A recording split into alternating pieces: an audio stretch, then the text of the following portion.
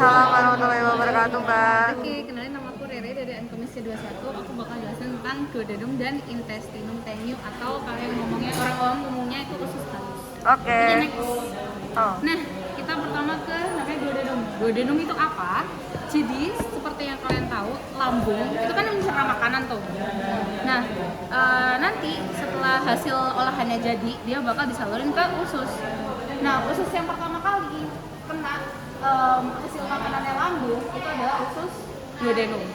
Oke. Gitu. Nah, duodenum itu nanti ada 4 pars.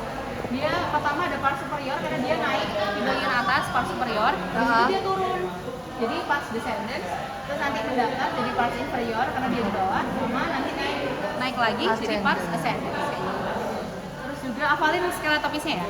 Terus habis itu yang penting itu ada ini ligamentum rectus sama musculus suspensorium duodenum itu di sini. Jadi nggak kelihatan nanti di belakang kelihatan. Nah dia itu apa? Dia itu salah satu fiksator dari duodenum supaya nanti duodenum itu nggak terlalu menjuntai ke bawah. Soalnya kan kita abdomennya kan space-nya limit ya, nggak bisa gede-gede banget kayak gitu. Makanya di sangga atau difiksasi sama yang namanya ligamentum rectus. Terus juga ligamentum rectus ini juga sebagai indikator pemisah antara duodenum sama jejunum.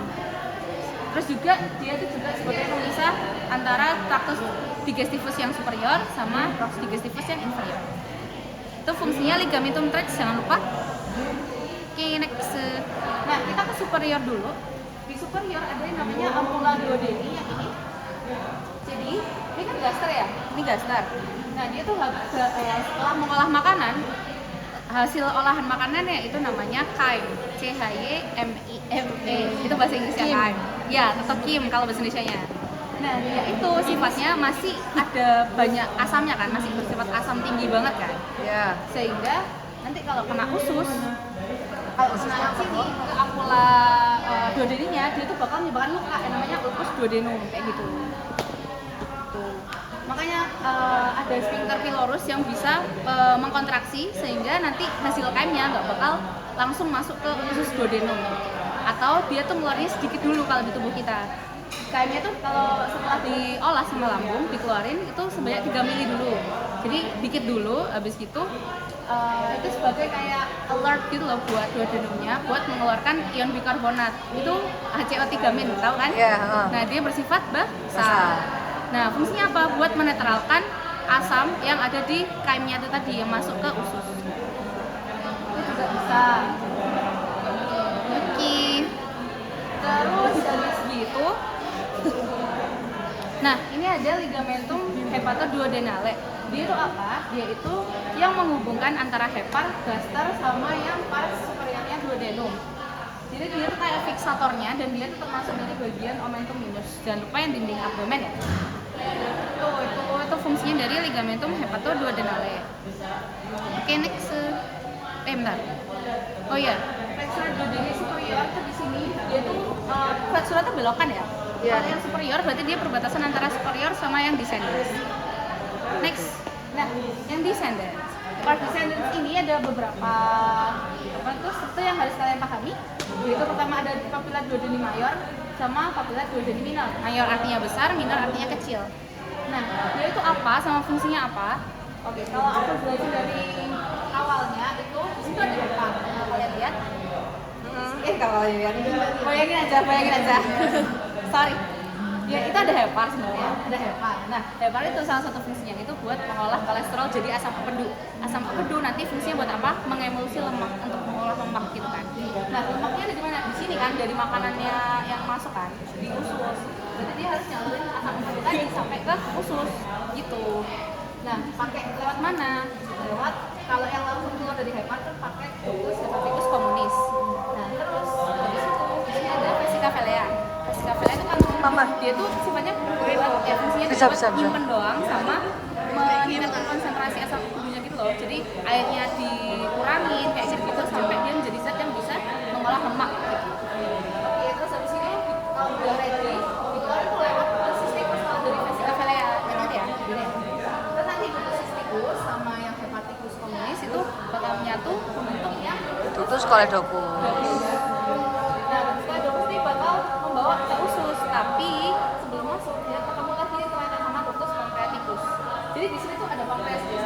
duodenum itu ada pankreas. Nah, pankreas itu kan juga mengeluarkan zat-zat dan hormon-hormon gitu kan. Nah, dia itu saya ngomong apa ya? Dia itu ada duktusnya buat mengeluarkan zat-zat tadi.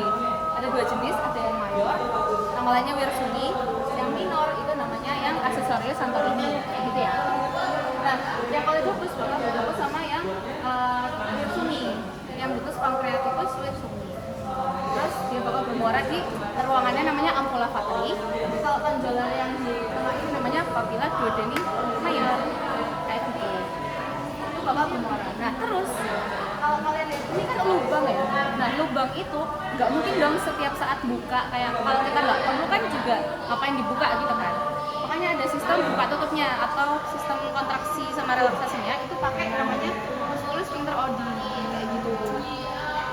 Musculus sphincter Oddi itu gabungan dari beberapa sphincter ini, jangan lupa dihafalin juga, ini penting. Nah, selain itu juga selain untuk menghentikan pengeluaran hormon, itu kenapa kok ada sphincter Oddi, karena ini kan pankreas ya. Pankreas tuh ngeluarin hormon-hormonnya itu bersifat kayak proteolitik gitu loh, yang bisa menghancurkan protein kayak gitu. Nah, jadi makanya biar nggak setiap saat dikeluarin kan bahaya juga ya, nanti malah kena ususnya gitu loh. Makanya dia dihentikin dulu, dikontraksi dulu biar nggak terus keluar terus menerus. Begitu. Oke, next. Nah, inferior jangan lupa flexuranya, yang duodenum inferior berarti di perbatasan antara inferior sama ascendens. Oke, next. Nah, ascendens tadi jangan lupa ligamentum teresnya sama musculus suspensorium duodeni. Itu jangan lupa. Oke, next. Nah, ini adalah visualisasi dari ligamentum teres sama musculus suspensorium duodeni. Jadi dia tuh bakal nyambung sampai namanya diafragma. Ini tampak bawah, tampak inferior. Ini biar difiksasi, biar nggak terlalu menjuntai ke bawah. Oke, ini buat visualisasinya. Baca aja ya, semangat. Baca aja, makasih. Nah, ini ilustrasinya aja. Jadi kalau kalian bergerak kayak lari ketakutan itu biasanya tahu nggak saraf yang bekerja saraf apa? Simpatis apa yang parasimpatis? Simpatis kan? Berarti simpatis tuh buat bergerak, buat menghasilkan ATP, buat meningkatkan tekanan darah gitu-gitu kan? Ya. Nah, kalau di pencernaan itu agak beda karena pencernaan itu buat stimulasinya dia pakai saraf parasimpatis kayak gitu. Ingat-ingat nama lainnya saraf parasimpatis itu adalah rest and digest. Ya. Jadi dia buat mengolah makanan, sama yang buat istirahat itu buat parasimpatis. Kalau yang simpatis itu nama fungsi lainnya itu namanya fight or flight. Dia buat bergerak. Fight or flight. Udah gak denger loh, Mbak. Ya gitu bener lah. Nah, terus buat pencernaan sendiri, sistem parasimpatisnya itu pakai nervus vagus, nervus pulu. Kayak gitu. Kalau parasimpatis itu berarti memulai mengolah pencernaan, tapi kalau simpatis berarti dia menghambat dari pengolahan makanan kayak gitu. Jadi buat bagian-bagian plexus simpatisnya bisa dibaca. Next, kita ke intestinum tenuum atau jejunum ileum ya. Nah, pokoknya ingat-ingat habis dari gaster, urutan ususnya adalah pertama duodenum, kedua ketiga ileum. Oke, mantap. Oke, next. Nah, ini jangan lupa dipahami sama dihafalin biar gampang. Itu mending kalian ingatnya jejunum tuh selalu lebih kayak jejunum tuh selalu lebih merah gelap, lebih lebar, lebih tebal, vaskularisasinya lebih banyak, terus vasa rectanya lebih panjang kayak gitu kan, lebih. Nah, yang beda itu cuma di arcades. Enggak cuma, maksudnya salah satunya tuh bedanya di arcades. Dimana vasa recta sama arcades tuh cara kerjanya berkebalikan.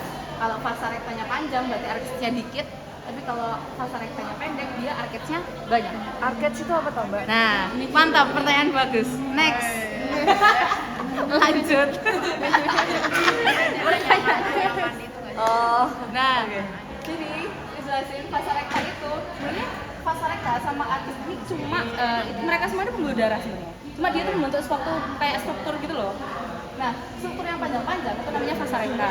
Tapi kalau misalnya yang bikin kayak pulau-pulau ini namanya arcades. Ini bisa kalian lihat nih arcades, ini vasa rectanya. Ya, Kayak ya. gitu.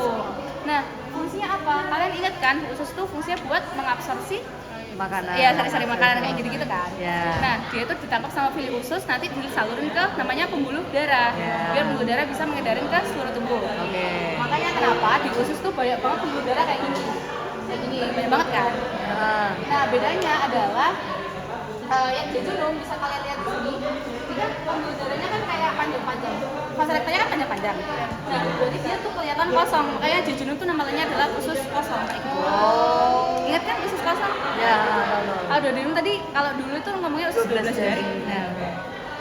Nah, terus lanjut ke ileum, berarti dia yang usus yang penyerapan. Usus penyerapan nama lainnya. Para penyerapan berarti dia membutuhkan banyak banget pembuluh darah, makanya vas rectanya pendek-pendek sama arkesnya lebih banyak gitu. Lebih panjang. Itu buat ileum. Gitu deh. Oke. Paham kan? Oke, next. Nah, vaskulisasi itu sama aja namanya jejunales sama ileales. Tembak aja namanya. Oke, next. Nah, tadi ya, sesuai yang aku omongin tadi, inervasinya. Kalau yang buat stimulator pencernaannya, buat memulai mengolah makanan, dipakai reflux vagus. Terus buat yang menghambat itu memang pakai simpatis, pakai reflux pancreas minor gitu kan. Nah, terus kalau misalnya di usus itu kan ada namanya motilitas usus, di mana usus tuh bakal menggeremet-geremet makanan terus sampai didorong ke bawah kan, sampai disalurin ke usus besar. Nah, itu namanya motilitas usus. Kok bisa sih motilitas usus itu terjadi? Itu adalah karena saraf enterik ini. Saraf enterik di sini kalau di usus tuh pakai dua plexus, plexus mesentericus orba sama plexus major. Nah, ini kalau berdasarkan letaknya, kalau plexus major dia tuh di submukosa usus, sama kalau yang orba, yang plexus mesenteric orba itu di muscularis propria. Ingat aja, mesenteric itu dari kata mio sama enterik. Mio itu artinya otot, enterik itu artinya usus. Berarti dia di muscularis propria kayak gitu. Nah, uniknya adalah plexus ini dia kan parasimpatis ya. Jadi kalau parasimpatis itu sifatnya tidak sadar, involunter kayak gitu. Jadi kalaupun kalian tidur, kalian koma, kalian ya bukan mati sih ya, pingsan kayak gitu-gitu. Oke. Nah, itu tuh plexusnya tuh masih bisa bekerja. Makanya kalau orang koma lama atau orang vegetatif dia itu masih bisa karena emang ini apa? Plexusnya itu masih bisa menggerakkan usus-usus tadi biar mendorong makanannya sampai diolah ke usus besar. Kan posisinya nggak makan. Aku mau tanya kan bisa tuh gimana ya? Kan nggak ada makanan yang masuk ke Ada kan masih ada pakai lewat infus kayak gitu-gitu. Kalau misalnya koma ya. Tapi kalau di manusia sadar kan kalau buang air itu sadar, tapi kalau di situ nanti secara nggak sadar. Sorry banget. Kalau di manusia tuh kan kalau misal buang air itu masih sadar, Mbak. Kayak Oh, iya ya paham aku. Terus ini tapi kalau di orang koma tuh juga tetap bisa keluar gitu, Mbak. bisa. Sebenarnya bisa kalau misalnya maupun kamu koma maupun tidur itu masih bisa karena emang dia sifatnya tidak sadar kayak gitu. Kayak ngobrol pasti coba Iya. Oke. Ya. Oh iya, terus ini preparatnya. Pokoknya inget aja kalau makan kayak kalau saluran pencernaan itu dari mulut terus ke orofaring terus ke Esophagus. ada gerakan peristaltik kan, Ya. didorong sampai ke gaster. Gaster. Diolah pakai HCl dan hormon enzim-enzimnya. Heeh, Nanti PLTA. disalurin ke duodenum. Terus sampai ke ligamentum tracts, nanti bakal lanjut ke jejunum, terus sampai ke ileum nih, sampai ke secum. Tolong dong, thank you. Di ileum terus nanti sampai ke secum. Nah, secum ini udah bagian usus besar ya. Tapi di secum itu biasanya ada yang kayak ekor kecil itu namanya apa? Appendix. Kalau radang namanya? Appendicitis. Nah, lucunya di sini tuh ada namanya valvula ileocecal. Dia ini kayak pintu masuknya sebelum ke secum gitu loh. Jadi biasanya dia nutup, tapi kalau misalnya udah ada hasil dari absorpsi, hasil residu-residunya, iya hasil something yang bakal jadi feses kalian, itu nanti di sini dia bakal buka biar disalurin ke usus besar. Nanti di usus besar bakal diserap lagi air-airnya, nanti jadi feses. Keluar deh. Ini dari sini, gantung tracts. sampai sini. Ya, duodenumnya di sini. Kenapa? Terus berarti dari sini sampai diafragma. Iya, nyantol ke diafragma. Panjang ya. Panjang. Itu sampai sini ya? Iya, sampai sini. Asapnya gitu. Kenapa? Jadi sampai menghilangkan asapnya dari makanan. Yang mana? Ini, yang mana? Ligamentum teres itu fungsinya Oh bukan. nyantolin karena space kita tuh kecil. Jadi biar nggak menjuntai ke bawah. Jadi makanya ada fiksator-fiksator di bagian pencernaanmu itu ya buat gandol organ-organnya biar nggak menjuntai ke bawah, biar nggak melebar ke depan. Dan biar bisa cukup di perut kita. Tuh. Ini kan gini ya, ini kan perut. Terus OOT aja sih. Aku penasaran, kenapa kalau misalnya kita nge-gym ya, nge-gym let's say. OOT, sumpah Mbak, aku penasaran banget. Bagian sini sama sini, kenapa kok mesti yang bagian sini tuh kayak susah banget untuk mengempeskan, sedangkan yang sini tuh kayak cepet. Aku kayak Aku random ya kan. Karena emang kalau secara anatomis lemak itu lebih banyak tuh mungkin di bagian bawahnya. Kalau saya bawah perut ya. Karena itu tolong gravitasi juga kan. Iya. Nama yang paling molor tuh bagian itu. Semangat ya. Semangat ke gymnya ya. Makasih Mbak.